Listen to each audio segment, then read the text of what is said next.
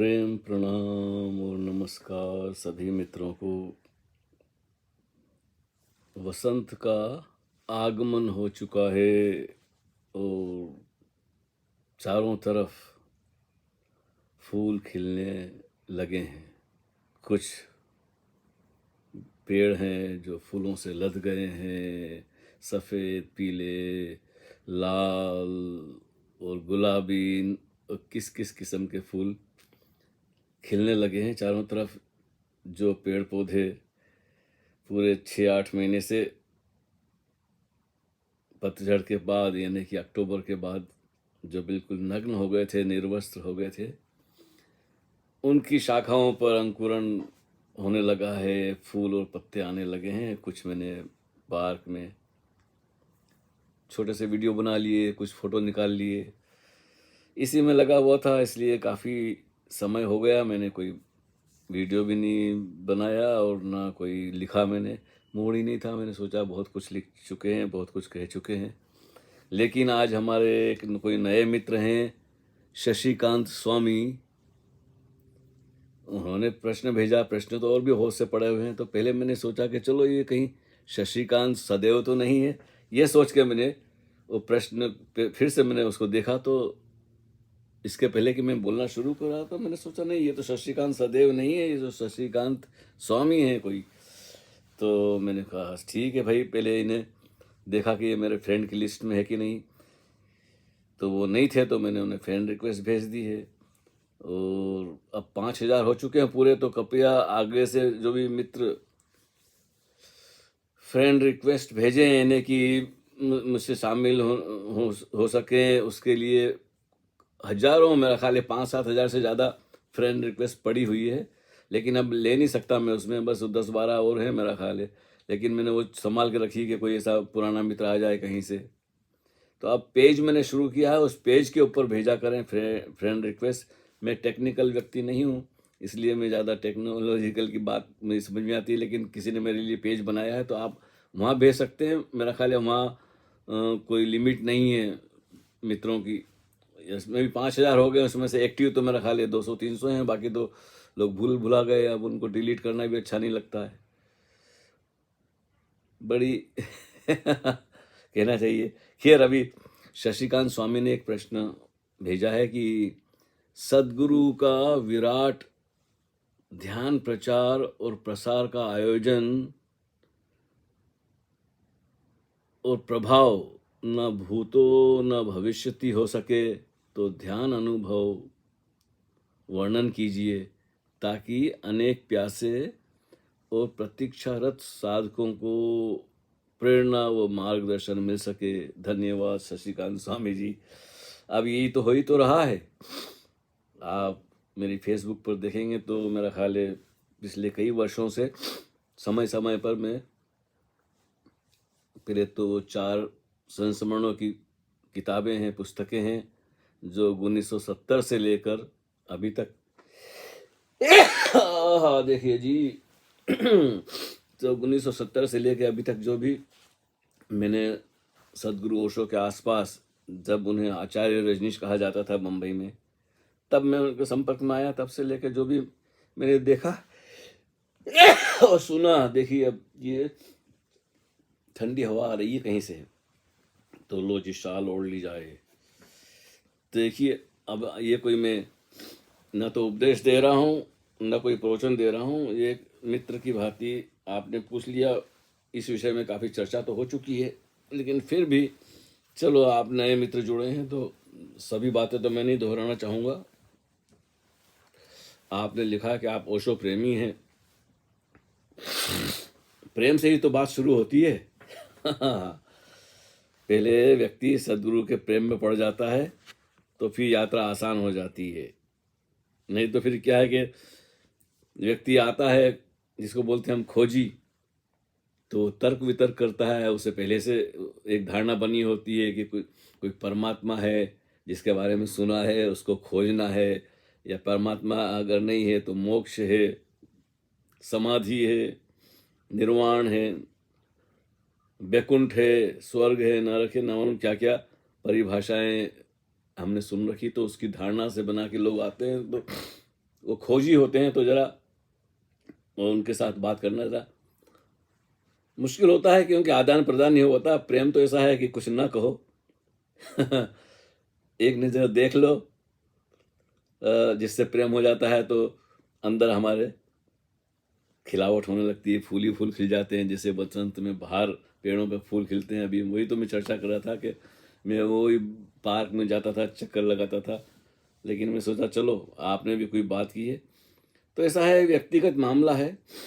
जिस व्यक्ति की जितनी क्षमता है उसके अनुसार वो ध्यान साधना का प्रचार करे, अपने घर पे या जहाँ भी सुविधाएं हों लोगों को आमंत्रित करे, चाय पानी हो, बहाना हो कुछ, ओशो की कैसेट। आजकल तो ये सोशल मीडिया है, वो हमारा ज़माना गया कि हम 1 घंटा बस में बैठ के, ट्रेन में बैठ के जाते थे किसी घर पे और कैसेट सुनते थे, 8-10 जमा होकर छोटे से कैसेट रिकॉर्डर पे। वो ज़माना गया, अब तो सबकी जेब में है। तो फेसबुक पे और जो भी सोशल मीडिया के माध्यम है, वहाँ ओशो की बातें शेयर करें, अपना अनुभव शेयर करें, कैसे आप ओशो के प्रेम में आ गए। तो वहीं से यात्रा शुरू होती है। आपने देखा है ओशो प्रेमी, तो प्रेम से ही बात शुरू होती है, और प्रेम से बात ज़रा गहरी भी जाती है। फिर धीरे धीरे ओशो ध्यान की बातें करते हैं कि सिर्फ प्रेम ही पर्याप्त तो नहीं है। कभी कहते हैं ओशो के प्रेम पर्याप्त है। अब मीरा जैसा, कबीर जैसा, भक्तों जैसा प्रेम हो तो फिर उसकी बात ही अलग है। लेकिन जिसे साधारणतः लोग समझते हैं प्रेम, उसमें गलतफहमियां में हो जाती है। खैर, जैसा भी है, प्रेमी होना ओशो का बड़ा भाग्य है आपका कि आप ओशो के प्रेमी हैं। अब मैंने तो आगे, आप बहुत लिखते हैं कि ध्यान के अनुभव ऐसा है कि विधि की बात की जा सकती है, विधि में लोगों को लगाया जा सकता है, लेकिन ध्यान जो अनुभव है वो वैयक्तिक निजी मामला है, व्यक्तिगत मामला है। जो अनुभव एक व्यक्ति को होता है, जरूरी नहीं कि वैसा ही अनुभव दूसरे भी व्यक्ति को हो। जो मुझे हुआ है जरूरी नहीं वो आपको हुआ हो। तो ऐसा विधि तो एक ही हम करते हैं, समझ लो। आपने जिस पे वो पोस्ट पे ये कमेंट भेजा है, वो सक्रिय ध्यान के बारे में, उस वक्त हमारे पास सिर्फ 2 ही ध्यान हुआ करते थे ओशो के पास, सुबह सक्रिय ध्यान और शाम को त्राटक जिसको बोलते थे। तो ओशो खड़े होते थे ऐसे, और हम उछलते थे और हु करके उनकी आंख में, उनके चेहरे पे।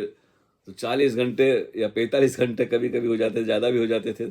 वो ऐसे दोनों हाथ करते रहते थे, और हमारे तो हालत ख़राब हो जाती थी, उछल कूद कूद के हु करके, पसीने में तरबतर, और पूरे घुटने और पाँव और शरीर, नीचे पाँव भी, बस समझ लो हालत ख़राब हो जाती थी फिजिकली। मतलब शारीरिक रूप से हम ऐसे बुरी तरह थक जाते थे 45 मिनट में, और बस वो लेट लेट जाते थे आखिरी में तो उठने को शरीर इतना वो हो जाता था, डेड कहोगे, शिथिल हो जाता था कि आधा घंटा 15 मिनट तो कम से कम उठने को जी नहीं चाहता था। मतलब जब शरीर की सारी ऊर्जा चुक गई है, आपने खाली कर दिया, सब थक गए हैं, चूर हो गए हैं, फिर ओशो कहते थे लेटे रहो, बैठे रहो जब तक तुम्हें अच्छा लगे। तो ऐसी बात है, बहुत सारी विधियां हैं ओशो ने दी है जो आपको जम जाए। लेकिन जिस विधि के बारे में मैंने पोस्ट की है, पुरानी पोस्ट है शायद, तो वो विधि बड़ी कारगर है, वहीं से हमारी यात्रा शुरू हुई थी। और भी कई विधियां हैं, जो भी आपको पसंद आए कीजिए, अपनी उम्र के हिसाब से है। युवा है व्यक्ति तो काफ़ी एनर्जी है, तो सक्रिय ध्यान जम के कर सकता है। तो सब मैंने बयान कर ही दिया है शशिकांत जी। और रही व्यक्तिगत अनुभव की बात, तो वो बड़ा मुश्किल है, और उसकी चर्चा करना व्यर्थ है, क्योंकि कुछ भी कहो कि अशरीरी अनुभव है, शरीर के बाहर के अनुभव हो गए, कि शरीर से तादाद में टूट गया है, कि फलाना कुछ दिखाई देता है या सुनाई देता है, तो ये बड़ी चर्चा लंबी हो जाती है, और लोग धारणा बना लेते हैं बिना अनुभव हुए। तो ये खतरा ये भी है। तो मैं तो ये कहूँगा, प्रेम का जिससे संबंध हो जाता है, जैसे आप कहते हैं ओशो प्रेमी, तो ओशो से आपको प्रेम हो गया। पता नहीं आप ओशो से मिले हैं या नहीं मिले, शायद नहीं मिले होंगे। हाँ, तो हमने जो 2 लाइनों में जो बात कही है ओशो से मिलने की, वो आपको बता देते हैं कि तुमसे नजर मिली, तुमसे नजर मिली, अपनी खबर मिली, तुमसे नजर मिली, अपनी खबर मिली, हम ढूंढते कहाँ थे, मंजिल किधर मिली। तो सदगुरु का कार्य यही है कि खोजी हो या प्रेमी हो, उसे अपना पता चलने लगता है, अपने प्रति ही उसका बोध बढ़ने लगता है। बड़े सवाल पैदा होते हैं शुरू शुरू में, लेकिन दूसरों का अगर आपने पहला जो आधा प्रश्न है वो प्रचार, ध्यान, प्रचार प्रसार, आयोजन, वो प्रभाव, न भूतो न भविष्यति। तो एक तो बाहर का जगत है, अगर किसी से प्रेम हो जाता है, कुछ अनुभूति होती है ध्यान की या प्रेम की, गदगद हो जाता है, अंदर आनंद आने लगता है, मस्ती आने लगती है, तो हमारा जी चाहता है हम लोगों को बताएं, अपने निकट जो हैं, मित्र हैं, परिवार के लोग हैं, मोहल्ले वाले हैं, कहने को जी चाहता है।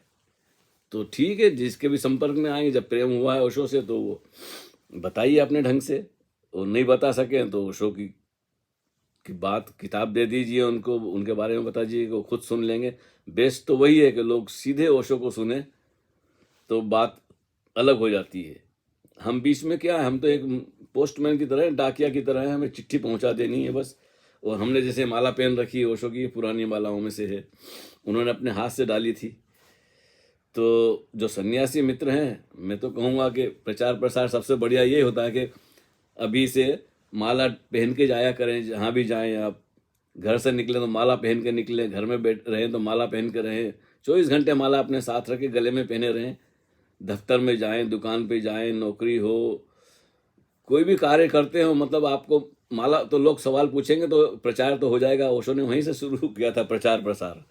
हमको जहाँ भी जाते थे तो लोग देखते थे, ये क्या हुआ, भगवा कपड़ा पहना है और ये यंग आदमी है, 21-22 साल का लड़के, इनको क्या हुआ, ये कैसे सन्यासी हैं। प्रश्न पूछते हैं, फिर लोग, चुनौती हो जाती है एक तरह की। तो आपको चुनौती से एक वो चुनौती मिलती है, तो फिर उसमें बड़ा लगता है कि भाई जो ओशो को पढ़ा है, सुना है, जो हमने समझा है, या जो पिया है, जाना है, जिया है, उससे फिर बात निकलती है। आप हाँ, ऐसा थोड़ी कि आप ओशो की किताब लेके खोल के बैठ जाएंगे, ऐसा नहीं है। जो आपकी समझ में आया उसे बयान करें। ओशो खुद कहते थे हमसे कि जाओ गांव में जाओ, इधर उधर जाओ और लोगों से चर्चा करो। हम पूछते थे कि भाई, हम नए नए थे हम भी, अब 6 महीने 8 महीने जिसने संन्यास लिए हुआ है, उनको ओशो बोलते हैं कि जाके तुम मेरे बारे में बातें करो, लोगों से गांव में जाया करो, किताब लेके जाया करो, साथ में लोग पूछे तो बताया करो। देखिए, अब सर्दी जुकाम तो नहीं है, लेकिन खिड़की अब उठूंगा तो बंद करूंगा, लेकिन तब तक ठीक है, बीच में छींक वगैरह आ जाए तो कोई बात नहीं। तो अपने ढंग से आप प्रचार प्रसार करते रहिए। अगर हो सकता है कहीं जाना 4 मित्रों के बाद, तो ओशो की बात छेड़ दिया करें, अपने मोबाइल निकाल के उनका प्रवचन सुना दिया करें। मतलब प्रत्येक व्यक्ति की अलग क्षमता है, जिसके पास जितनी सुविधा हो उसके हिसाब से करते रहें। आगे की बात है ध्यान का मामला, तो बड़ा निजी मामला है। अगर किसी को ध्यान, कभी लोग पूछते हैं मुझसे, स्वामी जी, तो मतलब ये व्यर्थ की बातें हैं। जो अनुभव मुझे हुआ, जरूरी नहीं है कि तुम्हें भी हो, जो दूसरों को हुआ मुझे नहीं हुआ। तो अनुभव तो कुछ ना कुछ होगा ही। ध्यान में जब व्यक्ति जाता है, प्रेम में पड़ता है, तो अनुभव नहीं होता है, दिल में कैसी खुशी, आनंद, मस्ती छाने लगती है। तो ऐसा है कि आपको मैं कविता सुना देता हूँ, शायरी सुना देता हूँ। बाकी तो चर्चा तो करना क्या है कि जब व्यक्ति अपने से ही, अपने प्रति ही सवाल उठने लगते हैं, प्रश्न उठने लगते हैं, तो वो उसके बारे में ये एक मेरी एक ये है कि कविता है। मैं एक नाम हूँ, मैं एक नाम हूँ, एक जिस्म हूँ, या सिर्फ ख्याल हूँ मैं। अभी तक तो हमने अपने से प्रश्न नहीं पूछे थे, हम दूसरों से प्रश्न पूछते थे, या किसी गुरु से, या किसी मित्र से, या प्रोफेसर से, या अध्यापक से, या किसी विद्वान से, पंडित से। लेकिन जब ध्यान की यात्रा पर जाता है, तब व्यक्ति अपने अपने ऊपर प्रश्न उठते हैं कि मैं एक नाम हूँ। क्योंकि आधी से ज़्यादा समस्याएं हमारे जीवन की ओशो को सुनते सुनते ही वो उड़ जाती है, गायब हो जाती है।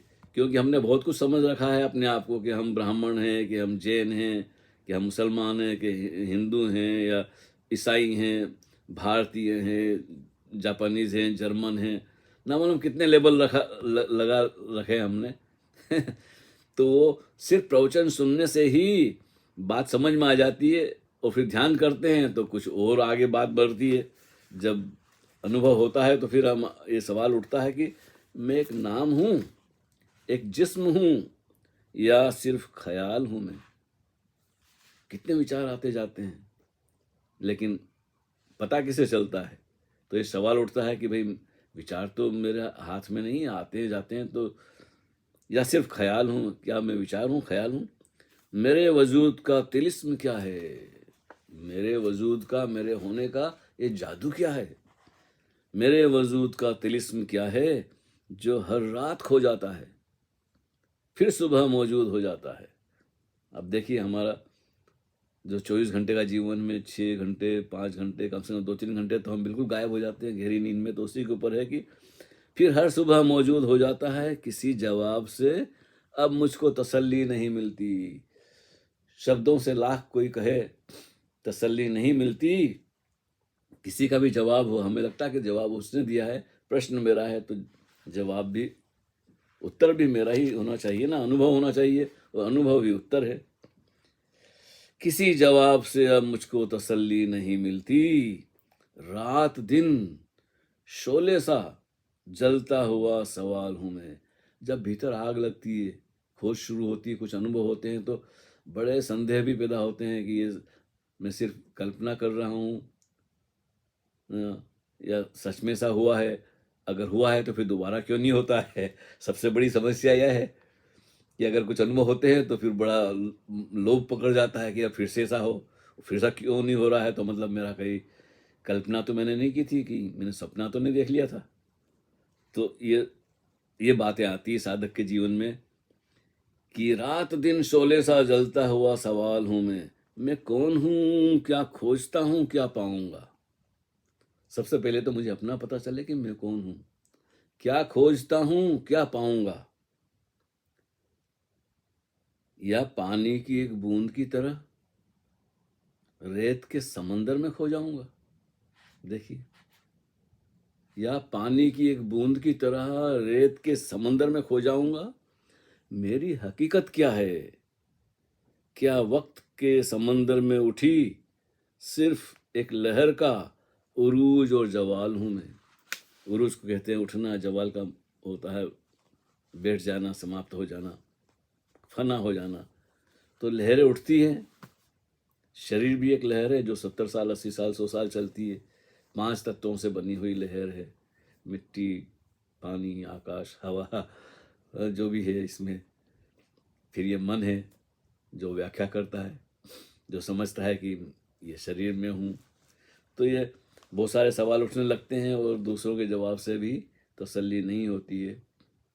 कितना भी अच्छा जवाब हो, 100% हो, शुद्ध जवाब हो कि मैं आत्मा हूँ, मैं ब्रह्म हूँ, ये हूँ, वो हूँ, लेकिन नहीं, जब तक हमें अनुभव नहीं होता तब तक तसल्ली नहीं मिलता। छोटी सी झलक मिल जाए तो व्यक्ति फिर अपने आप में बिजी होने लगता है, अपने आप में व्यस्त होने लग जाता है। आइए एक कविता और सुना देते हैं। मैं तो भाई कविता में ही बात करता हूँ। क्या है कि लाइए, ये भी प्रेम की बातें हैं ना। हे अंधेरा बहुत लोग सोए हैं। अब वो सुनो, यही तो क्या है कि सोए हुओं को जगाया है।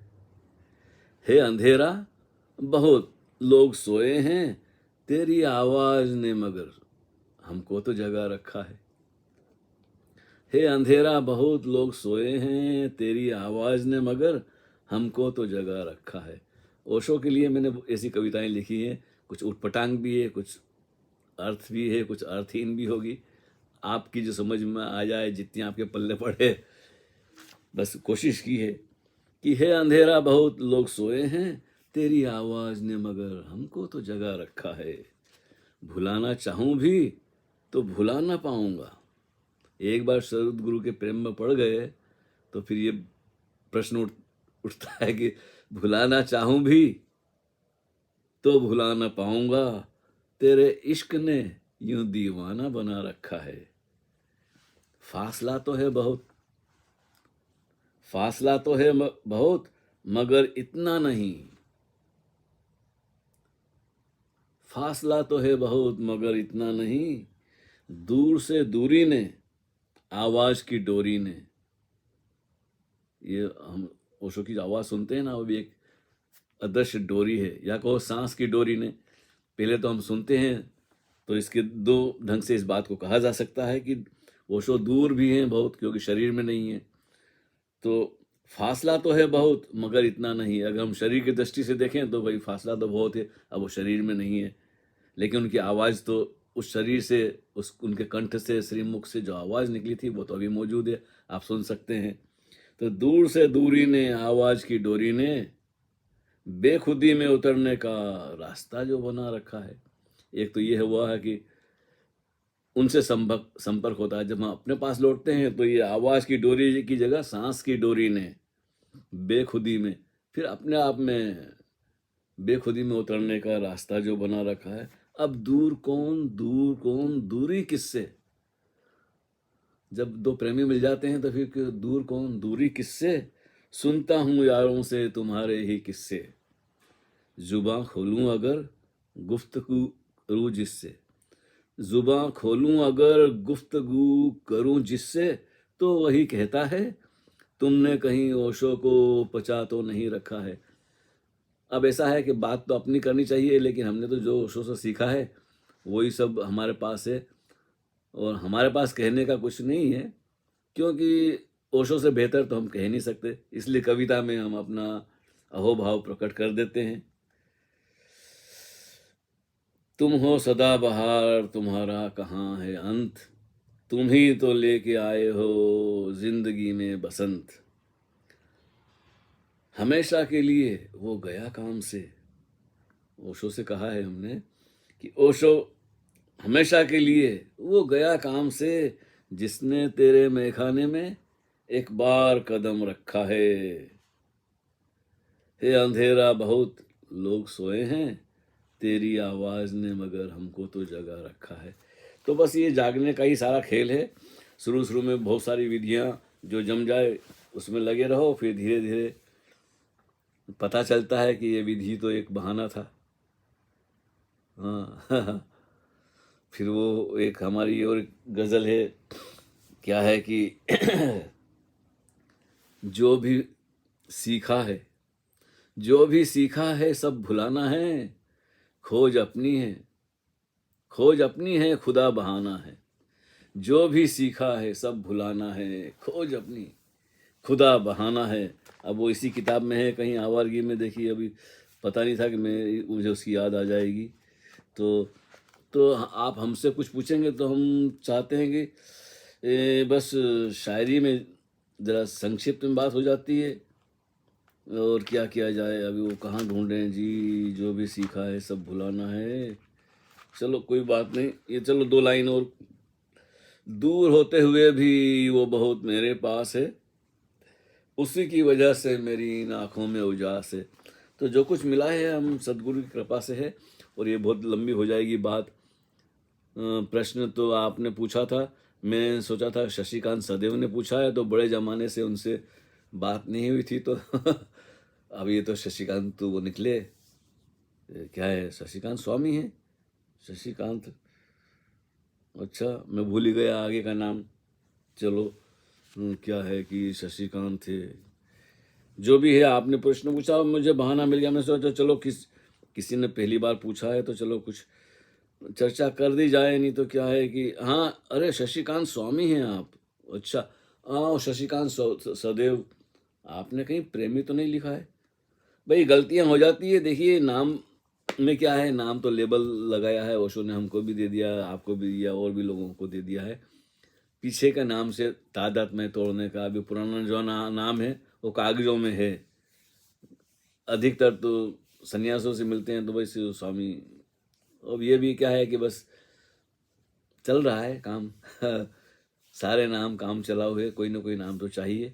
ओशो ने दे दिया तो उनकी बड़ी मेहरबानी कि उन्होंने पुराने से नाता तोड़ा। लेकिन क्या है, स्मृति की जगत में तो अभी पुराने भी बातें भी पड़ी हैं, कहीं कभी कभी काम आ जाती। जैसे हमारी पुरानी शायरी याद आ गई तो बिना किताब पढ़े आपको बता दी, सुना दी दो चार तो अब ये समय हो गया। हरिओम तत्सत, फिर कभी मुलाकात होगी।